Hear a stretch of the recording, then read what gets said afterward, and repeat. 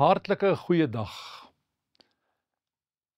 In 1 Timoteus 4 vers 7 lees ons hierdie woorde: moenie tyd verkwis met redenasies oor goddelose idees en ou vrou stories nie.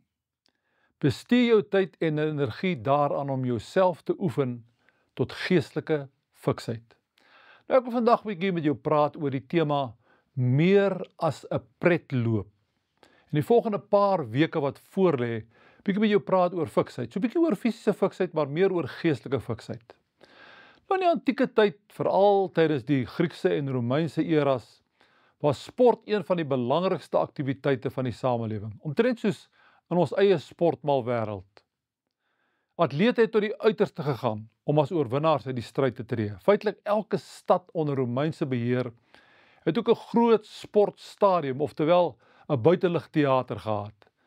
Dit is ook opmerklik dat die skrywers van die Nuwe Testament dikwels sportmetafore, sportbeelde gebruik om sekere belangrike geestelike waarhede te verduidelik en te beklemtoon.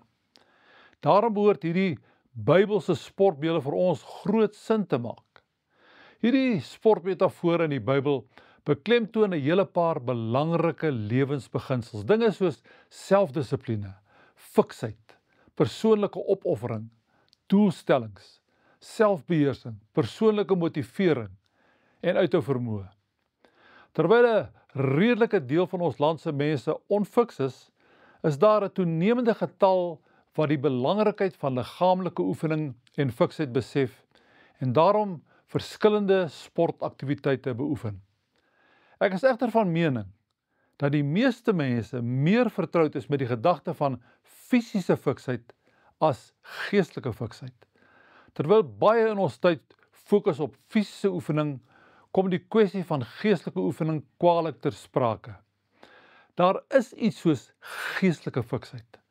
In ons skrifgedeelte van vandag moedig Paulus ons aan om meer tyd te spandeer aan die soort oefeninge wat ons geestelik fiks sal maak.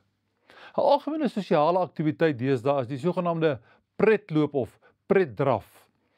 Dit het gewoonlik een of ander positiewe sosiale doelwit en baie mense neem daaraan deel. Hier gaan dit nie soseer oor wie wen nie, maar oor 'n sosiale geleentheid waar ook die minder fikses, die ongeoefendes, kan saamstap of kan saamdraf. Dit gaan oor pret, dien gewoonlik 'n goeie doel en ja, dit hou beslis 'n gesondheidsvoordeel in. Veel van die westerse Christendom vandag kan in sportsterme vergelyk word met 'n pretloop. Dis deel van mense se sosiale lewe en kultuur. Dit vra nie veel nie en jy hoef nie danig toegewy en passievol daaroor te wees nie. Behoorlike geestelike fiksheid is dan nie regtig ter sprake nie. Paulus is egter duidelik hieroor. Die geestelike wedloop is nie 'n pretloop nie. Dit vereis geestelike fiksheid en deursettingsvermoë. Sy woorde in 1 Korintiërs 9 vers 24 tot 27 spreek vanself. Onthou, daar hardloop baie atlete op die baan, maar net een ontvang die prys. Hardloop so dat jy die prys sal ontvang. Al die deelnemers pas absolute selfdissipline toe. Hulle doen dit om 'n prys te wen wat heel gou sal vergaan, maar ons doen dit vir 'n ewige prys. Daarom pyl ek reguit op die wenpaal af, doelgerig met elke tree wat ek gee. Ek is 'n bokser wat met elke hout tref. Ek brei my liggaam en dissiplineer dit om werklik bruikbaar te wees. Ek wil tog nie terwyl ek vir ander gepreek het, self deur God gediskwalifiseer word nie. Jesus het ook nie doekies omgedraai oor die eise van volgelingskap nie. Hy het vergelyk met 'n landbouer wat sy hand aan die ploeg slaan en nie weer omkyk nie, en van jou kruis opneem en hom volg. Disippelskap is sekerlik nie 'n pretloop nie. Sal ek en jy saam tot die Here bid oor hierdie kwessie.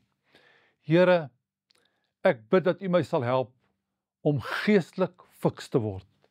Help my om te besef dat Christendom veel meer is as 'n geestelike pretdraf. Amen. Sterkte tot volgende keer.